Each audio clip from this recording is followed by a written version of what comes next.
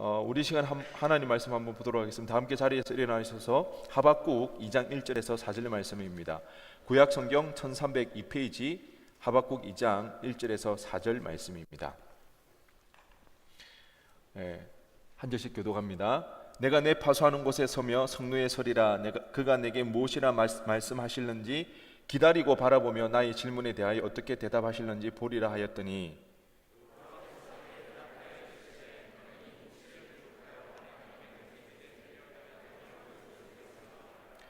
이 묵시는 정한 때가 있나니 그 종말이 속히 이르겠고 결코 거짓되지 아니하리라. 비록 더딜지라도 기다리라. 지체되지 않고 반드시 응하리라.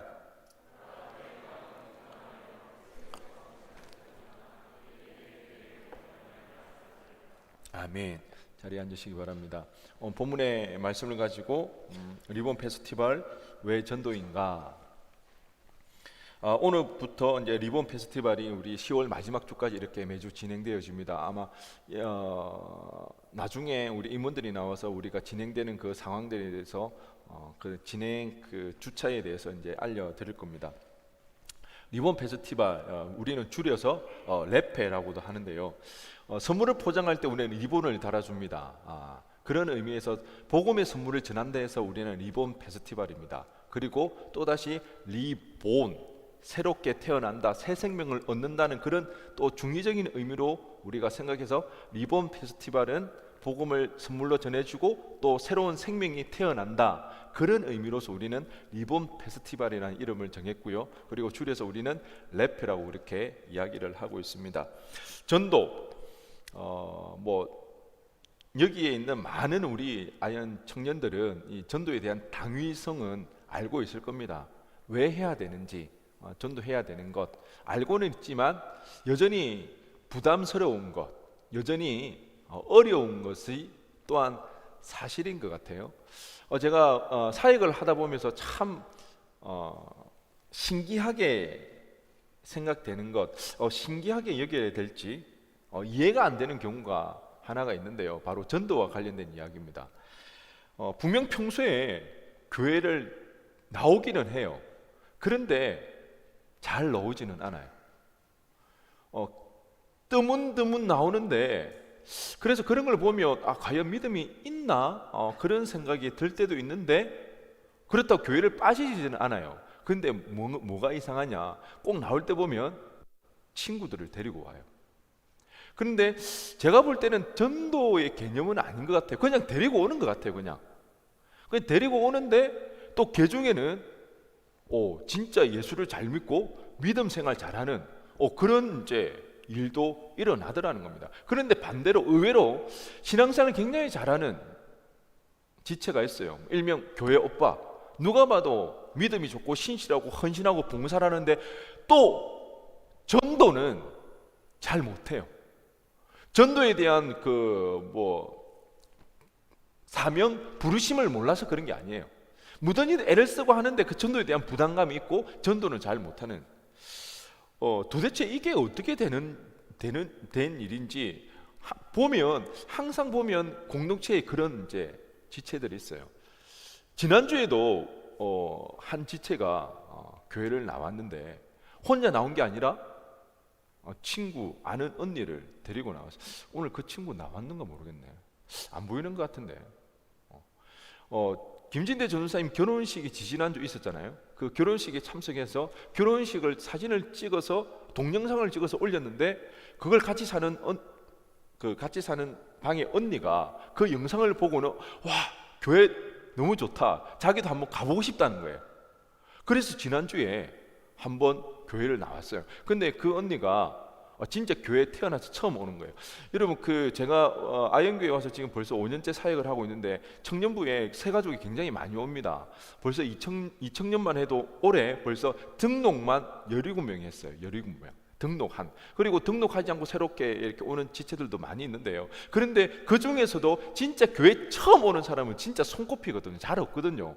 그런데 태어나서 처음 교회를 오게 됐는데 데리고 나온 거죠. 그리고 같이 사는 방에 있는 동생도 자기도 한번 가보고 싶다면서.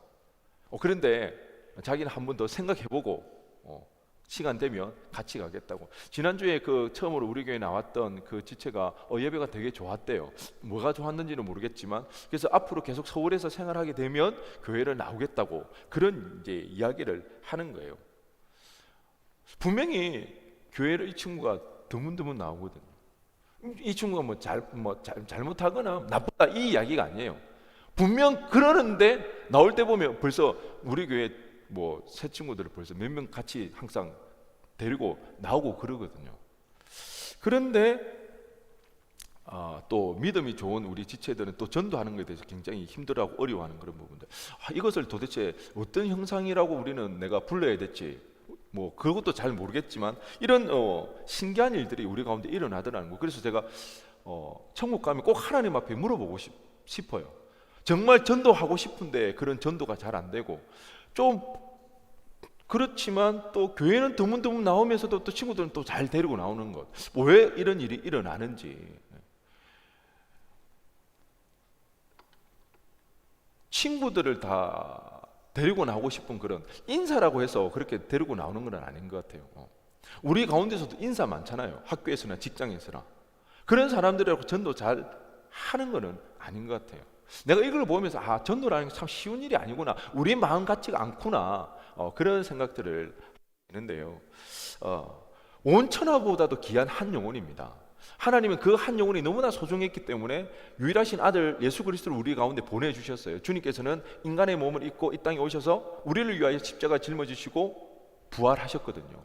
그 기쁨의 소식, 십자가 부활의 복음의 소식을 우리가 전해 듣고 우리 또한 구원에 이르게 되었다는 거예요. 그 복음의 기쁨의 소식을 알기 때문에 우리에게도 복음을 전해야 된다는 그 당위성, 복음을 전도해야 된다는 그 사명을 우리도 알기에 우리도 좀 힘들고 어려워도 복음을 전하려고 해요.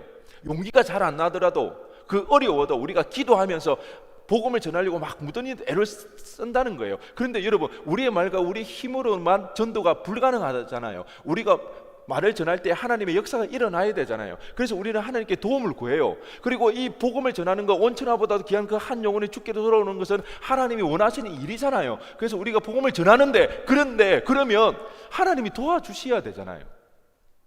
하나님이 그토록 원하시는 일인데, 이 시국에 힘들고 어려워도 우리가 믿음으로 복음을 전하려고 그렇게 하면 하나님이 도와주셔야 되는데, 우리의 현실은 어떤가요? 하나님 잘 안 도와주시는 것 같아요. 제가 믿는 하나님만 그런가요? 지난주 가지장 교육을 이제 하는데 한 지체가 그러더라고요. 이제 나눔을 하는데 래페 이야기를 하면서 자기 아버지가 이번에 수술을 하게 되는데 많은 생각이 들더랍니다. 이전부터도 그 가족을 위해서, 아버지를 위해서 이제 전도하려고 애를 썼는데 이번 래페 기간에 다시 한 번 더 진짜 집중적으로 아버지에게 복음을 좀 전해서 구원을 받았으면 좋겠다, 그런 이야기를 하더라는 거예요.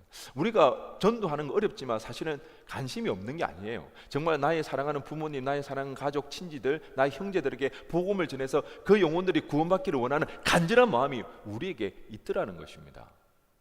그런데 하나님이 그토록 원하시고 그렇게 하나님 앞에 도움을 구하며 나가지만 우리의 삶의 현실은 구원되는 그 일이 잘 일어나지 않더라는 것입니다. 이런 고민, 전도를 할 때마다 이런 고민을 우리는 가지고 있더라는 것입니다. 저는 이 관점에서 오늘 하박국 선지자가 고민하였던 그 고민의 그 지점에서 함께 생각해 보기를 원합니다. 여러분은 하박국 선지자에 대해서 어떤 걸 알고 있나요? 무엇을 알고 있나요? 우리가 가장 많이 아는 하박국 선지자 하면 비록 무화과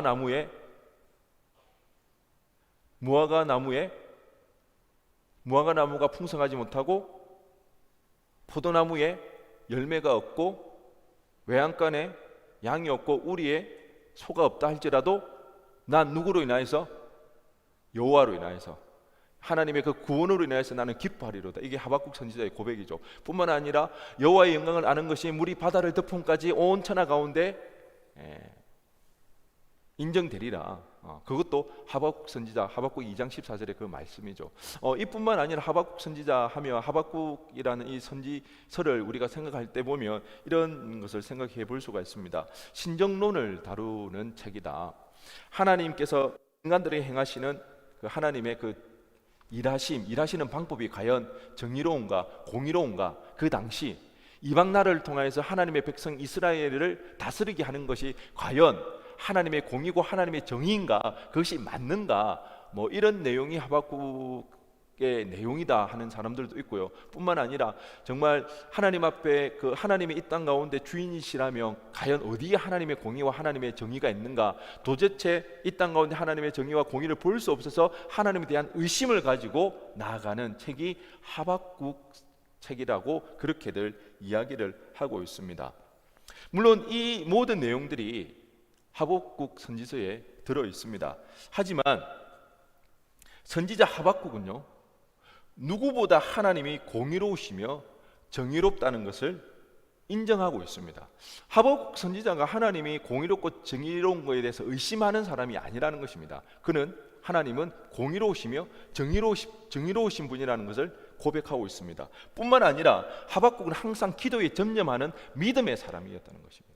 하나님과 친밀한 교제를 나누며 하나님 앞에 엎드려 기도하는 사람이었고, 무엇보다도 자기가 속한 그 공동체에 대해서 책임감을 가지고 있던 인물이 바로 하박국 선지자였습니다. 그래서 하나님으로부터 말씀을 받아 그 말씀을 대언하며 나가는 예언자의 역할을 감당했던 인물이 바로 하박국 선지자였다는 것입니다. 그렇다면 하박국 선지자는 무엇 때문에 이런 혼란을 가지고 있는가? 어떤 점이 하박국 선지자를 이렇게 혼란스럽게 만들었는가? 그것은 다름 아닌 그 유대 당시만 하더라도 하박국 선지자 외에도 하나님 앞에 신실한 사람들이 있더라는 겁니다. 그런데 그 하나님 앞에 신실한 그 사람들이라 할지라도 그 유대 사회를 개혁시키지 못하더라는 것입니다. 그래서 하박국 선지자는 그 문제를 가지고 하나님 앞에 기도하며 나가는 것입니다. 왜? 그 신실한 자들도 그 유대 사회의 그 제약, 그 타락상을 변화시키지 못하기 때문에 그 하박국 선지자는 하나님만이 할 수 있다는 그 믿음 가지고 하나님 앞에 기도하며 나가는 것입니다. 그런데 하나님 앞에 아무리 아뢰고 기도하고 도움을 구하지만 그 사회는 변화가 일어나지 않더라는 것입니다. 그래서 하박국 선지자는 결론을 내는 것이 하나님이 자신의 기도를 듣지 않더라는 것입니다. 왜요?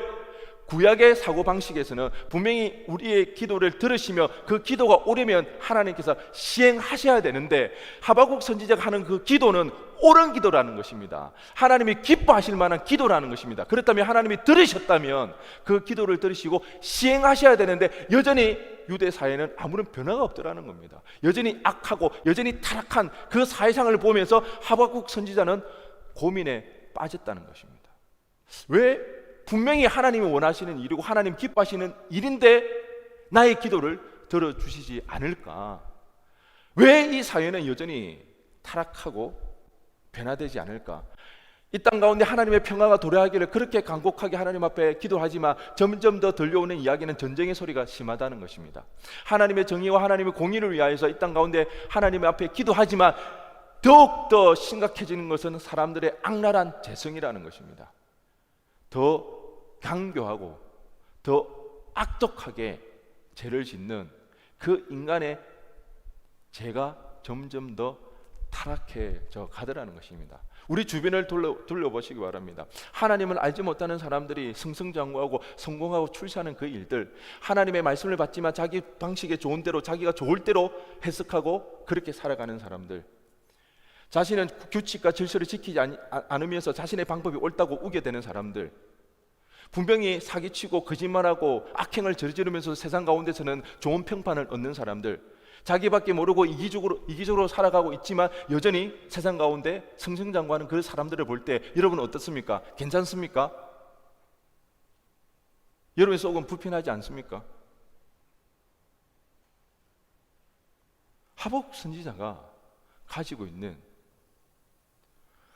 하박국 선지자뿐만 아니라 모든 그리스도인이라면 직면하는 딜레마입니다. 도대체 하나님의 공의와 정의는 어디 있는가? 하나님의 통치하심이 과연 이루어지고 있는가? 과연 하나님께 약속하신 그 나라는 언제쯤 이 땅 가운데 도래할 것인가? 과연 그 나라가 도래는 할 것인가?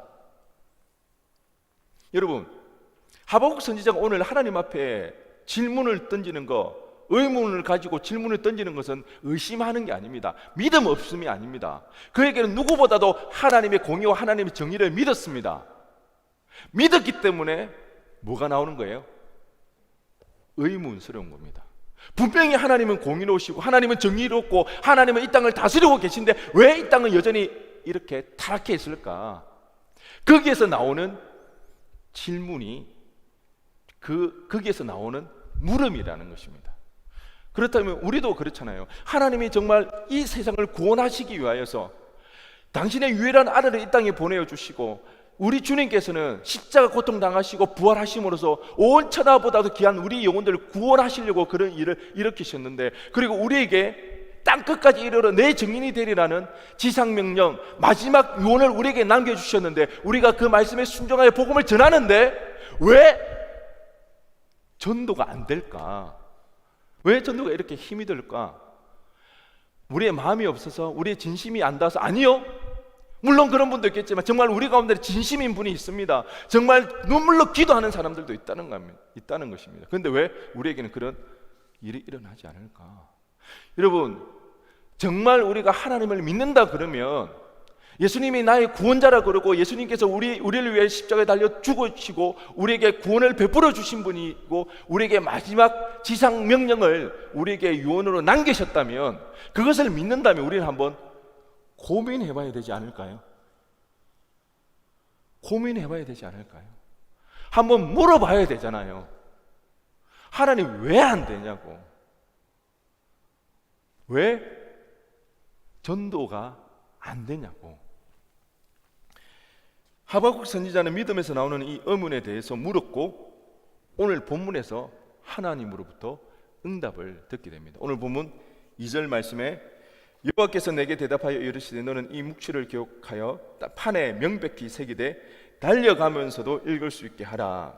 하나님께서 응답하십니다. 그리고 묵시 하나님의 말씀을 전해주시면서 판에 새기라고 하고 있습니다. 판에 새기라. 근데 그 판에 새기는 것은 달려가더라도 누구든지 볼 수 있게끔 판에 새기라는 것입니다. 왜요? 하나님의 공의와 하나님의 정의, 그 나라가 반드시 도래할 것이라는 것, 누구든지 볼 수 있게끔 적으라는 것입니다. 왜? 그 하나님의 말씀, 하나님의 그 약속은 반드시 성취될 것이기 때문입니다. 하박국 2장 14절 말씀처럼 물이 바다를 덮음같이 여호와를 인정하는 그날이 반드시 오게 된다는 것입니다. 그러기에 3절에서 하나님은 말씀하십니다. 메시지 성경으로 보면 이 환상, 이 메시지는 앞으로 올 일을 가리키는 증언이다. 이 일은 빨리 당도하고 싶어 지금 뛰어오는 중이다. 거짓말이 아니다. 더디 오는 것처럼 보여도 기다려라. 지금 오는 중이다. 제때에 도착할 것이다. 여러분, 하나님의 나라가 지금 오고 있다는 것입니다. 우리가 더디 오는 것처럼 느낀다 할지라도 그 나라는 더디 오는 게 아니라는 것입니다. 하나님의 계획한 가운데 하나님의 그 계획 속에서 정확하게 이루어지고 있더라는 것입니다. 지체되거나 더디 올 수가 없습니다. 왜요? 누가 감히 하나님을 방해할 수가 있겠습니까? 누가 감히 하나님이 하시는 그 일을 해방할 수가 있겠습니까? 더디 오고 지체된다는 것은 말이 될 수가 없다는 것입니다. 하나님의 그 계획하신 가운데, 하나님의 그 철저한 계획 속에서 그 일은 지금도 여러분 이루어지고 있는 것입니다. 이게 믿음입니다. 이 믿음이 있기 때문에 우리는 보이지 않다 할지라도, 나타나지 않다 할지라도, 드디어 오는 것처럼 느껴진다 할지라도 우리는 우리의 부르심을 쫓아 살아가야 된다는 것입니다. 그래서 하나님께서는 나는 내 일에 대해서 하루도 쉬지 않고 열심을 다해서 그 계획을 이루어 가고 있다는 것입니다. 늦어지는 거 아닙니다. 하나님을 방해할 사람이 없습니다. 하나님을 해방할 수 있는 사람이 없더라는 겁니다. 하나님께서 그렇게 혼란스러워하는 하박국 선지자에게 실제적인 권면을 하고 있습니다. 우리가 잘 아는 오늘 본문 4절 말씀입니다. 우리 4절의 말씀을 다 함께 읽어보겠습니다. 시작.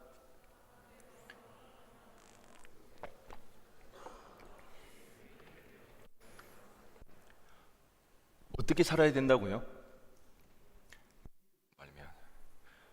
의인, 하나님 앞에 구원받을 만한 자격이 있는 자, 하나님 앞에 인침을 받은 자, 너는 구원받은 백성이라고 자격 있다고 표식을 받은 사람, 그 의인은 믿음으로 말미암아 살아야 된다는 것입니다. 믿음으로 말미암아 산다는 것은 우리의 생활 방식을 말합니다. 지난주에 제가 이야기했던 것처럼 우리의 생활 방식이 바뀌어야 되는 것입니다. 믿음으로 사는 삶의 방식, 우리가 두 가지 정도로 생각해 볼 수가 있는데요. 첫째는 행동하는 신앙인입니다. 우리 한번 따라해 보겠습니다. 행동하는 신앙인. 행동하는 신앙인. 우리는 믿음이라고 하면 흔히들 그 개념적인 것들, 마음으로, 생각으로 믿는 걸로 이렇게 생각을 하기가 쉬운데, 믿는다면 반드시 행동이 수반되어집니다. 여러분, 사람들이 왜 주식을 합니까? 여러분, 지금 주식 가지고 있는 우리 청년들 있죠? 빨간색입니까? 파란색입니까? 계속 뭐 파란색이라고 하더라고요. 요즘은. 왜 주식을 하죠? 주식하면 돈을 벌 수 있다는 뭐가 있기 때문에, 믿음이 있기 때문에 뛰어드는 거예요. 진짜 대담하게 뛰어드는 거예요. 영끌에서 뛰어들잖아요. 어디에도, 코인에도 어마어마한 믿음이에요. 믿음이 있으니까 행동은 따라가게 되는 겁니다. 우리가 하나님을 믿는다 그러면 우리의 삶이 달라져야 되는 겁니다. 하나님을 인정하는 그 삶으로 우리 삶이, 방식이 바뀌어져야 된다는 것입니다. 레이몬드 칼킨스라는 신학자는요, 오늘 본문을 주석하면서 이 믿음에 대해서 이렇게 이야기를 하고 있습니다. 한번 들어보시기 바랍니다. 이 권면은 사색에서 행동으로, 질문에서 행동으로, 생각에서 의무로 옮겨가고 있다. 하나님께서는 그분의 일에 정성을 기울이고 계신다. 그러므로 하박국도 자신의 일에 정성을 기울여야 한다. 우주를 운행하는 것은 하박국의 임무가 아니다. 그 짐은 하나님께 속해 있다. 그러나 하박국도 자신의 임무를 가지고 있으며 그 임무를 성실하게 수행해야 한다. 그러면 하박국은 외적인 재난 가운데서도 의로운 삶이 가져다 주는 도덕적인 성실과 안정 가운데서 살게 될 것이다. 이것이 악한 세상에서 살아가는 방법이다. 믿음으로 산다는 것, 행동이 수반되는 삶이라는 것은 하나님이 하셨기 때문에 우리가 수동적으로 아무것도 하지 않고 살아가는 것이 아니라는 것입니다. 하나님은 정성스럽게 하나님의 일들을 수행해 나가고 계시더라는 것입니다. 그렇다면 우리에게 맡겨진 세상을 움직이는 것은, 우주를 움직이시는 것은 누구의 임무라고요? 하나님의 임무라는 것입니다. 그러면 우리의 임무가 있는데, 우리의 임무는 우리가 성실하게 정성을 다해서 그 임무를 수행하며 살아가며 된다는 것입니다. 그러면 그 하나님께서 우리는 믿음으로 사는 자는 하나님께 지키시고 보호해 주시더라는 것입니다. 하나님이 보이지 않고 하나님이 느껴지지 않는다 할지라도 세상의 방식을 따라 살아가는 것이 아니라 믿음의 방식으로, 믿음을 쫓아 살아가야 된다는 것입니다. 비록 세상 가운데 충돌되는 일이 있다 할지라도 세상에 복종하고 세상에 순복하며 나가는 것이 아니라 끝까지 우리는 믿음을 부여잡고 하나님의 뜻 가운데 살아가야 되는 것, 그거 바로 복음을 전하는 그 일, 그 부르심, 그 사명을 쫓아 우리는 살아가야 된다는 거예요. 세상에 부딪힐 수도 있습니다. 세상 가운데 우리는 핍박을 당할 수도 있고요, 그 가운데 왕따를 당할 수도 있다는 것입니다. 그럼에도 불구하고 하나님은 여전히 살아계셔 그 하나님의 일을 계속 수행해 나가시고 있다는 그 믿음이 있기에, 하나님의 정성스럽게 하나님의 계획을 지금까지도 이루어가시고 있다는 그 믿음이 있기에 우리는 우리에게 준 그 사명, 그 임무를 성실하게 정성스럽게 전하면 되더라는 것입니다. 물론 지금 당장이라도 하나님을 알지 못하는 자에게 심판이 나타나고 하나님을 복음을 전했을 때 예수 믿는 자들이 구원의 역사가 계속해서 일어나며 조금 더 수월해질 수도 있습니다. 하지만 그렇지 않다 할지라도, 복음을 전할 때 우리가 핍박을 받고 복음을 전할 때 세상이 우리를 거부한다 할지라도 여전히 하나님은 살아계시고 하나님의 일들을 행하고 계신다는 그 믿음 안에서 우리가 복음을 전하는 것, 여러분, 이게 믿음이라는 것입니다. 다른 게 믿음이 아니에요. 눈에 보이고 손에 만져지고 믿을 수 있어서 믿는 게 아니라 우리의 삶의 현실이, 우리의 삶의 환경이 우리를 압도해버린 그런 상황이었더라도 우리의 눈은 우리의 현실과 우리의 상황을 바라보는 것이 아니라 하나님을 바라보며 나아갈 때, 그래서 그 부르심과 그 사명을 우리가 부여잡고 복음 전하는 그 일에 우리가 헌신하며 나갈 때에 그 자체가 믿음이 있는 것입니다. 그러면 하나님께서 우리의 헌신과 우리의 믿음을 통하여서 하나님의 일들을 이루어 나가신다는 것입니다. 그렇게 믿음으로 살면 되는 겁니다. 여러분, 너무 결과에 연연해하지 마시기 바랍니다. 믿음으로 전하면 하나님은, 그 다음은 하나님의 일입니다. 그 다음은 하나님이 하셔야 되는 겁니다. 지레짐작 겁먹지 마시고요. 그래서 복음을 전하는 데는 믿음이 필요하다는 것입니다. 우리는 지난 여름에 이렇게 믿음으로 살다간 사람을 보았습니다. 정도에서 문윤경 전도사님, 정도 일대를 돌아다니면서 그 일대 전 지역을 복음화시켰던,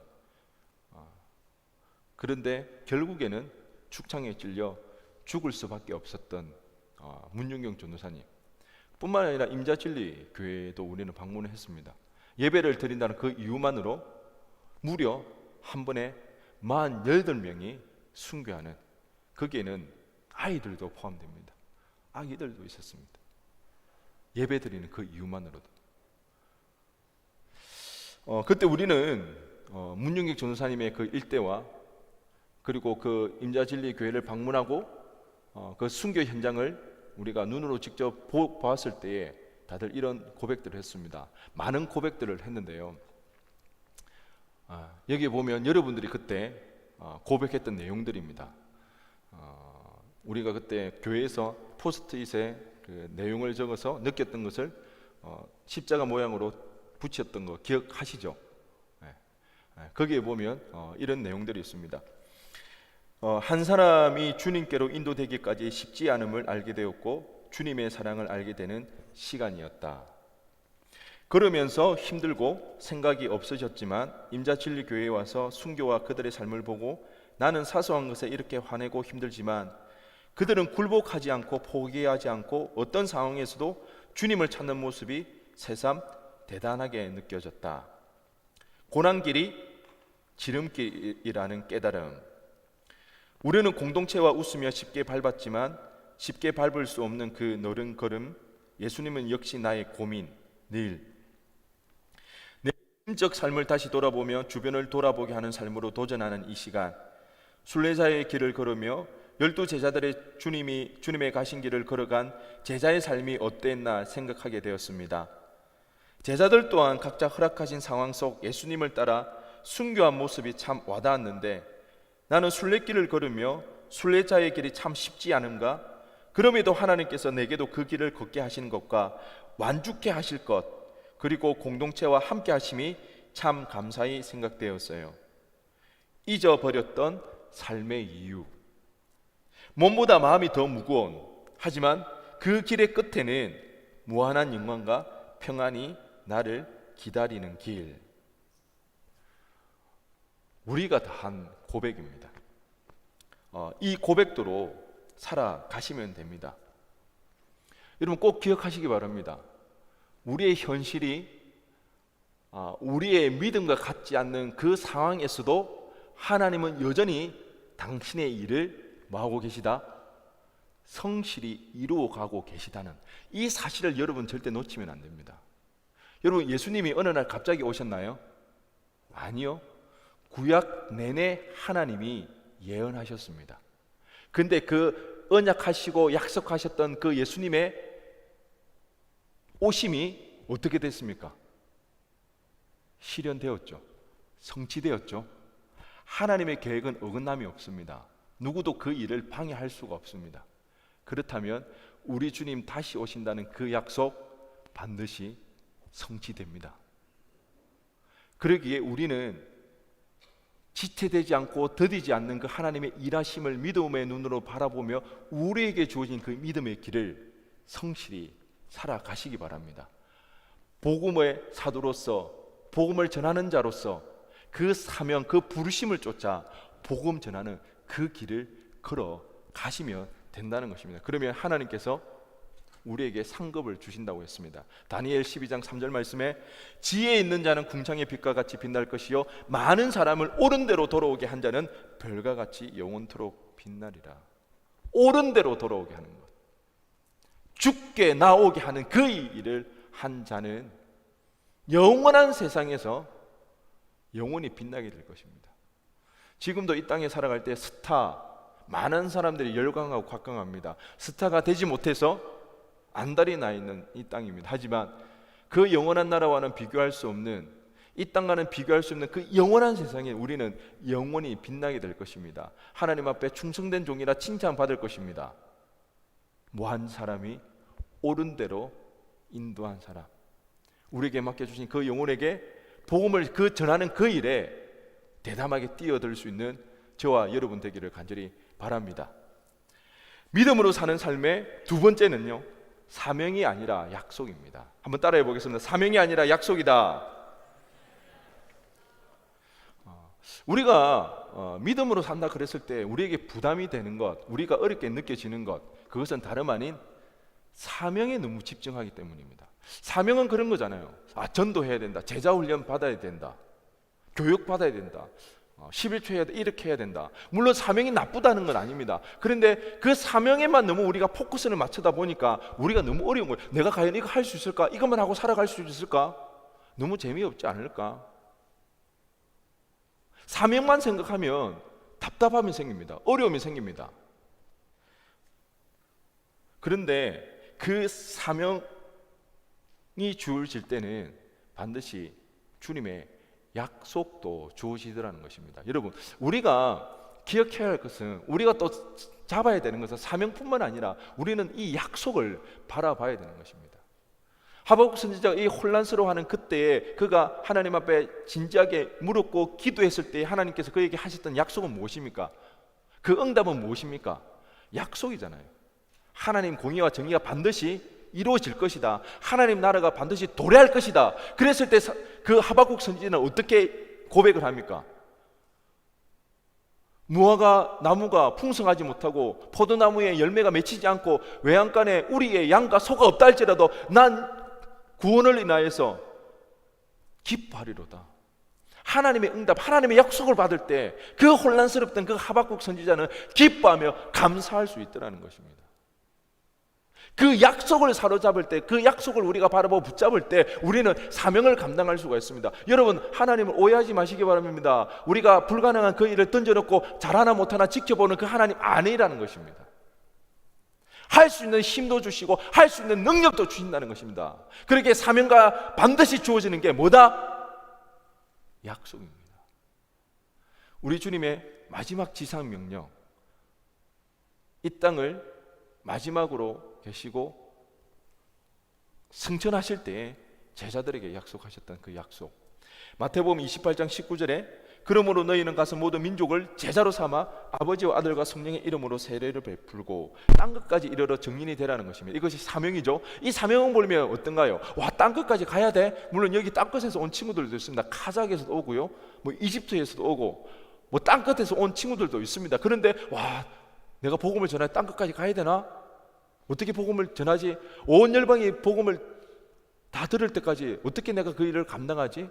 사명만을 바라보면 우리에게는 부담이 되고 어려움이 느껴집니다. 하지만 그 사명 뒤에 주님이 주시는 약속이 있더라는 것입니다. 마태복음 20장 20절 말씀에 우리 다 함께 읽어보도록 하겠습니다. 시작.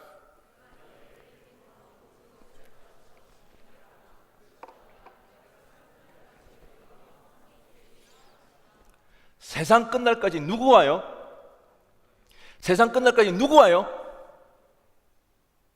너희? 우리? 아니요. 누구입니까? 여러분입니까? 저입니까? 아니요. 사명을 수행하는 자, 복음을 전하는 자, 그 자에게 누가? 우리 주님이 항상 함께 하신다는 것입니다. 주님이 함께 하시면 가능합니다. 주님이 함께 하시면 할 수 있는 것입니다. 여러분 삶 가운데 사명이 크게 보이나요? 아니면 약속이 크게 보이나요?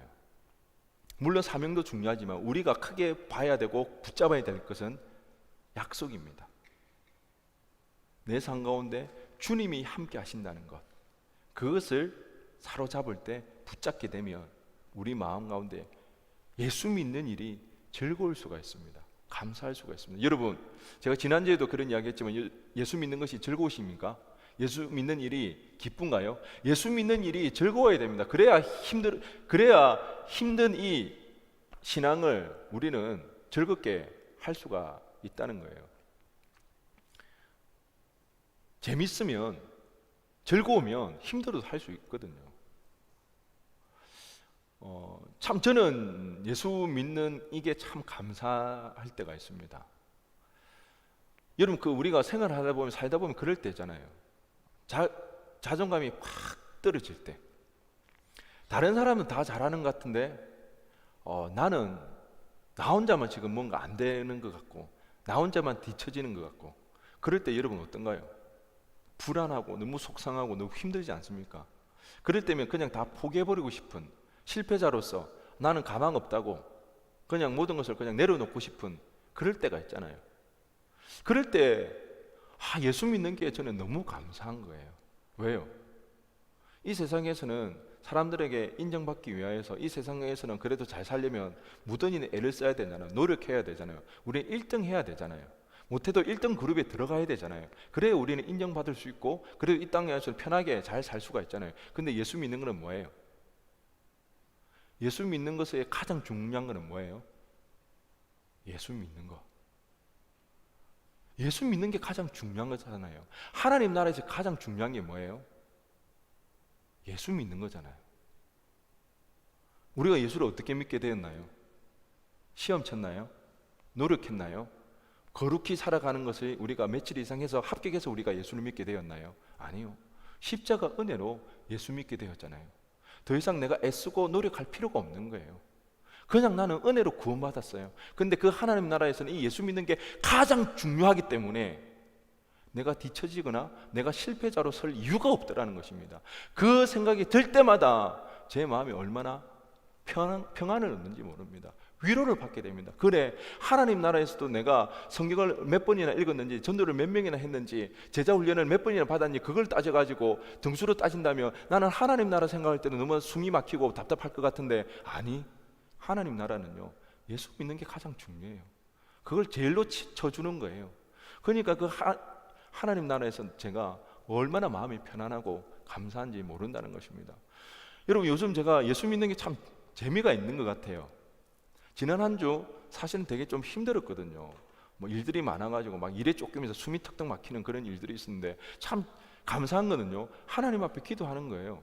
막 설교를 썼는데 설교가 안 써져요. 잠을 못 자고 막 새벽 2시에 일어나서 설교를 써야 되는데, 여러분 11시에 자가지고 새벽 2시에 일어나면 무슨 생각이 들까요? 아무 생각도 없어요. 근데 5시에 설교를 해야 되니까 이거 미치는 거예요. 그냥 하나님 도움 구하는 거예요. 근데 너무 감사하게도 하나님께서 또 쓸 내용을 주십니다. 그래서 그렇게 설교하고 막 졸려가지고 앞에 나와서 말씀 전하기 전에 찬송을 부르는데 나도 모르게 자꾸 눈이 감기는 거예요. 그냥. 그런데도 하나님께서 내가 필요할 때 도움을 주시더라는 것입니다. 내 마음이 알 수 없게 불안할 때가 있잖아요. 왠지 모르게 갑자기 마음이 불안해지고 그럴 때 하나님을 찾는 거예요. 주님, 제 마음이 불안합니다. 그러면 이상하게 하나님은 제 마음에 안정감을 주셔요. 마음이 편안하게 해주세요. 정말 예수 믿는 게 얼마나 재밌는지 몰라요. 거짓말이 아니에요. 진짜라니까요. 내 삶이 편안하고 안 힘든 게 아니에요. 바쁘고 힘들고 어려워요. 그런데 그때마다 하나님을 찾으니까 하나님께서 진짜 지혜도 주시고, 하나님께서 내 마음에 위로도 주시고 안정도 주시더라는 겁니다. 이러니까 예수 믿는 게 너무 재밌는 거예요. 할만한 거예요. 힘들어도. 이게 뭔가요? 우리에게 하신 약속입니다.